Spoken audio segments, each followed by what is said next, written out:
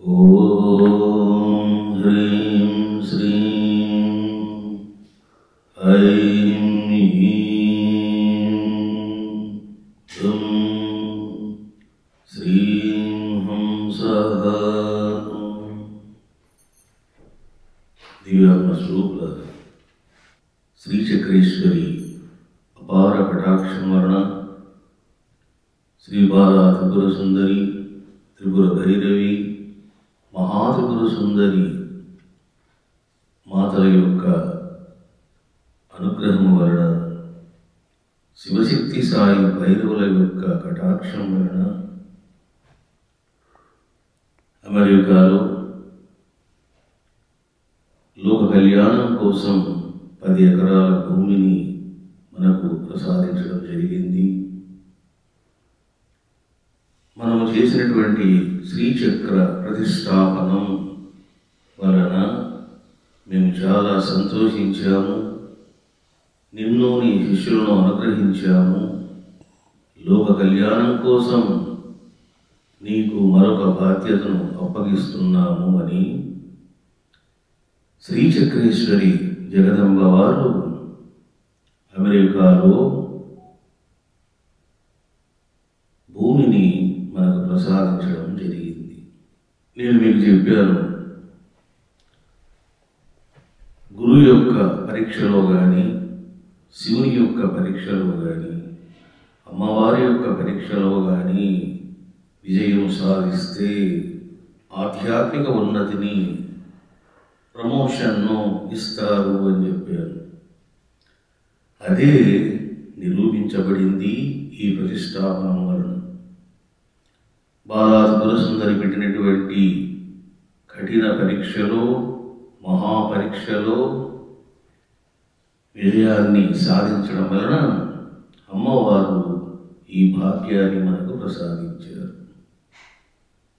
అమెరికాలో భూమి కొనడము, ఆశ్రమ ప్రతిష్టాపనం చేయడము, ఆశ్రమాన్ని స్థాపించడము ఎంతటి దుర్లభ విషయమో అందరికీ తెలిసిన విషయమే.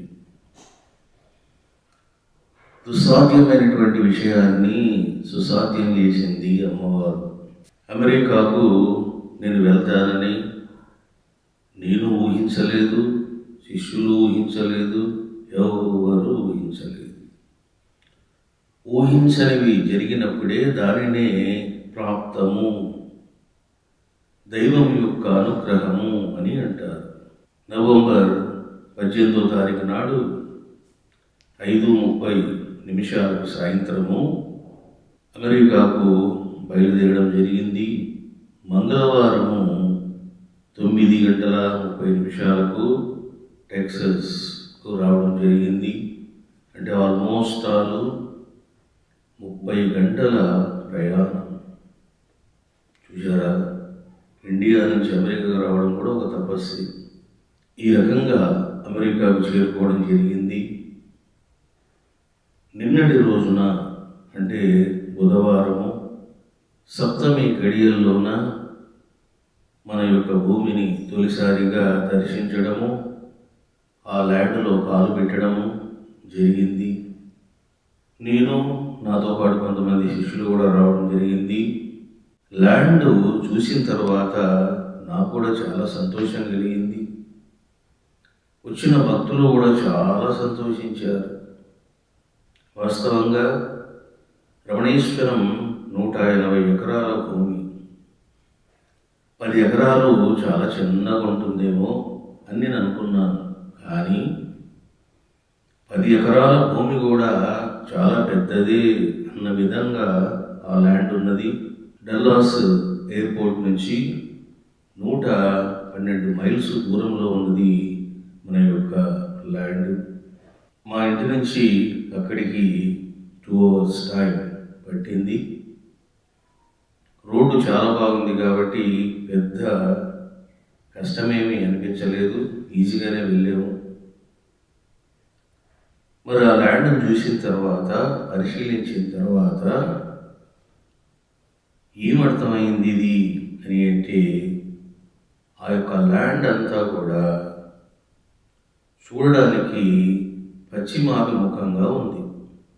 కానీ ఇంటర్నల్గా లోపలికి ప్రవేశిస్తే భూమి యొక్క ఎత్తు పల్లములను మనము గమనిస్తే తూర్పునకు అభిముఖంగా నిర్మాణం చేస్తే టెంపుల్ కానీ ఇండ్లు కానీ చాలా బాగుంటుంది అనేది కన్ఫామ్ అయింది. ఒక్కొక్క దిక్కు యొక్క అనుగ్రహం కూడా జీవుల మీద ఉంటుంది. మీరు గమనిస్తే షిరిడీ సాయి అనుగ్రహ పీఠం విశాఖపట్నంలో ఎలా ఉన్నది అని అంటే పశ్చిమ దిక్కునకు అభిముఖంగా ఉంది. అంటే మనము తూర్పును చూస్తూ దండం పెడతాం. బాబావారు, అమ్మవారు కానీ, శివుడు కానీ వాళ్ళు పశ్చిమమును చూస్తూ ఉంటారు. ఇక రెండవది, మీరు మన రమణేశ్వరం గమనిస్తే టోటల్ ఆశ్రమం అంతా కూడా పశ్చిమాభిముఖంగా ఉన్నది. చూడండి, ఇప్పుడు ఈ యొక్క అమెరికాలో ల్యాండ్ కూడా పడమరకు అభిముఖంగా ఉంది. చూశారా బాబు? బ్లెస్సింగ్స్ అంటే ఇట్లా ఉంటాయి. సరే, లోపలికి వెళ్ళాము, అంతా పరిశీలించాము. ల్యాండ్ తూర్పునకు అభిముఖంగా కడితే నిర్మాణాలు మనకు వాటర్ ఫ్లోయింగ్ కానీ అవన్నీ ఈజీగా ఉంటాయి. పైగా ఎత్తులో ఉంటాము అనేది కూడా అర్థమైంది. మరొక గొప్ప విషయం ఏమిటంటే, చూడండి, అక్కడ రేసింగ్ జరుగుతూ ఉంది. రేసింగ్ అంటే ఏమిటి అంటే కార్లు పోతూ ఉంటాయి, అక్కడ నెంబర్స్ ఉంటాయి. మరి ఆ సైట్ ఎట్లా ఉంది, బాగుందా బాగలేదా అన్నది వాడు చెప్పాడు. తీసుకున్న తర్వాత అర్థమవుతుంది. మరి వెళ్తూ ఉన్నాయి, స్వామి ఈ నెంబర్స్ ఉన్నాయి మీరు చెప్పండి అని చెప్పగానే అప్పుడు నేను ఒకటే చెప్పాను, 8 సంఖ్య వచ్చే విధంగా మీ దగ్గర ఏమున్నాయి చెప్పండి అన్నాను. 53 ఉంది స్వామి అన్నారు. చెప్పేసి 53 అన్నాను.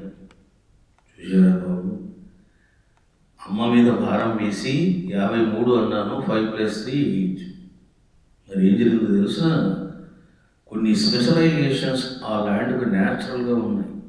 అదేమిటిది అంటే, కొన్ని ల్యాండ్స్ కొనుక్కునేటప్పుడు ఒక సర్కిల్ వస్తుందంట.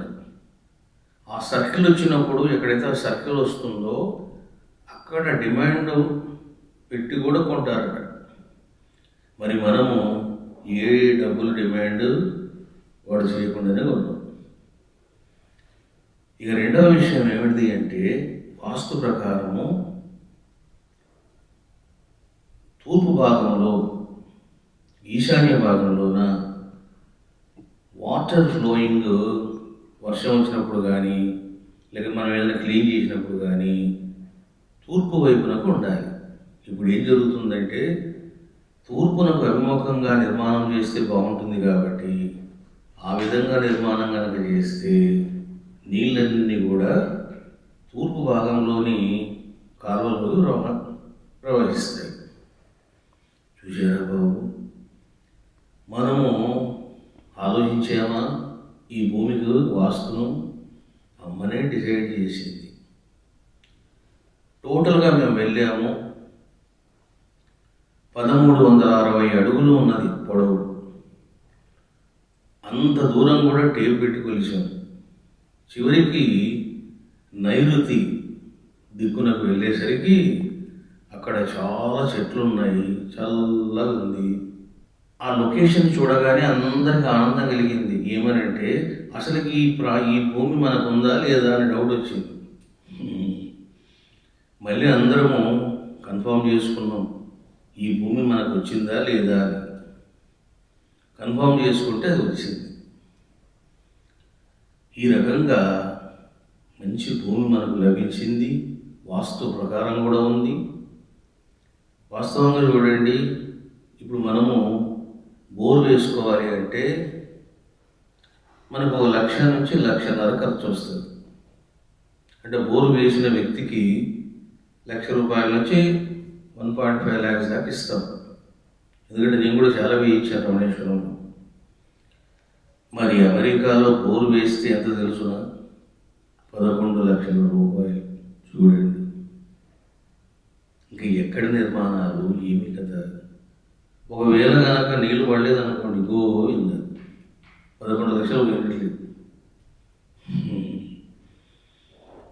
ఈ రకంగా బోరు పాయింట్ వేసే వ్యక్తిని కూడా మాట్లాడాము, వాళ్ళు కొటేషన్ ఇచ్చారు. ఇక రెండో విషయము, టోటల్గా కాంపౌండ్ వాల్ నిర్మాణం కోసం అతన్ని పిలిపించాము. అక్కడికి అక్కడికి వచ్చారు. అక్కడ కూడా కొంత బార్గెనింగ్ జరిగింది రేటు విషయంలో, ఫీట్కి ఎంత అని. మరి టోటల్గా చాలా పెద్ద ఎక్స్టెంట్ వస్తుంది కాంపౌండ్ వాల్, కానీ తప్పదు. ఎందుకంటే అక్కడ జింకలు వస్తాయి, పాములు వస్తాయి, రకరకాల ప్రాబ్లమ్స్ ఉంటాయి అక్కడ. అందువల్ల నేను చెప్పాను 6 feet హైట్లో మాకు కావాలి, కంప్లీట్ కాంపౌండ్ వాల్ వేయాలి అని చెప్పాను. ఆ ప్రకారం కొటేషన్ ఇచ్చారు. అది ఇంకా బార్గింగ్ అవుతుంది రేటు. అది డిసైడ్ అయిపోతే కాంపౌండ్ వాలింగ్ నిర్మాణం కూడా స్టార్ట్ అవుతుంది.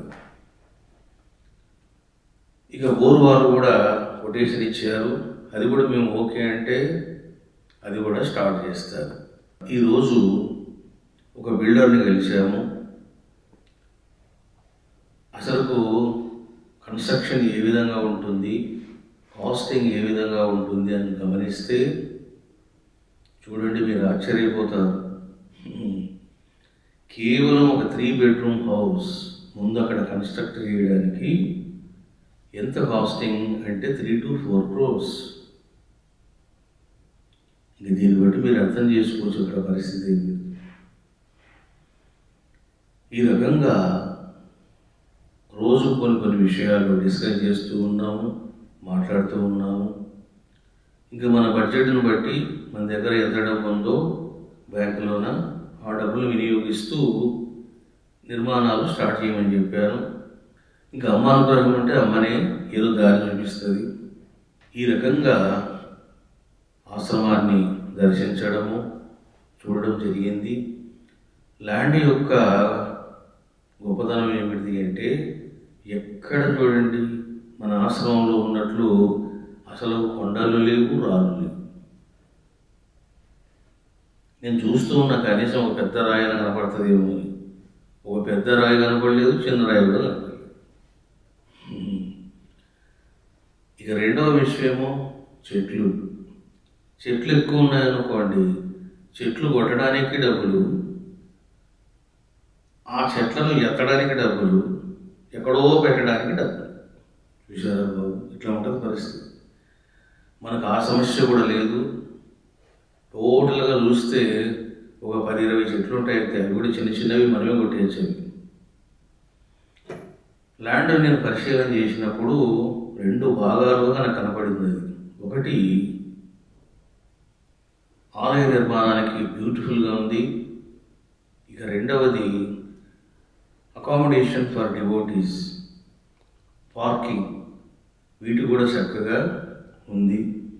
ఈ రకంగా స్వరూపులారా, అమెరికాలో మనకు సంప్రాప్తమైనటువంటి భూమికి సంబంధించిన విశేషాలు ఇప్పటిదాకా ఏం జరిగినాయో అవన్నీ మీతో చెప్పడం జరిగింది. ఇక మరికొన్ని విశేషాలు మీకు మళ్ళీ ఫ్యూ డేస్ తర్వాత చెబుతాను. అందరూ చెప్పండి. ఓం హ్రీం శ్రీం ఐం హ్రీం హం శ్రీం హం సహా